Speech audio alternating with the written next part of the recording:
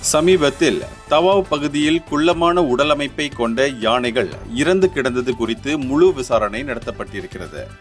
அவற்றின் தந்தங்களுக்கு அதிக விலை என்பதால் சட்டவிரோத வேட்டைக்காரர்கள் அவற்றுக்கு குறி வைத்திருக்கின்றனர் என்று சபா மலேசிய பல்கலைக்கழகத்தின் இயக்குனர் வாரிய உறுப்பினர் சமாசுடின் யூசோ தெரிவித்தார். கள்ளச்சந்தையில் இந்த வகை யானைகளின் தந்தங்களுக்கு அதிக விலை உள்ளது. அதனால் இவை வேட்டையாடப்படுகின்றன என்று விசாரணையில் தெரிய வந்துள்ளது. சட்டவிரோத வேட்டைக்காரர்களிடமிருந்து இந்த யானைகளை காப்பாற்ற உள்ளூர் மக்களும் அரசாங்கத்திற்கு உதவ வேண்டும் என அவர் கேட்டுக்கொண்டார். இந்த விஷயத்தில் சபா மலேசிய பல்கலைக்கழகமும் உதவுவதற்கு தயாராக உள்ளது என்று அவர் கூறினார். தவாவ் நகரில் நேற்று நடைபெற்ற நோன்பு பெருநாள் உபசரிப்புக்கு பிறகு அவர் நிருபர்களிடம் பேசினார். இந்தியர்களின் இதய குரல் மக்களோசை.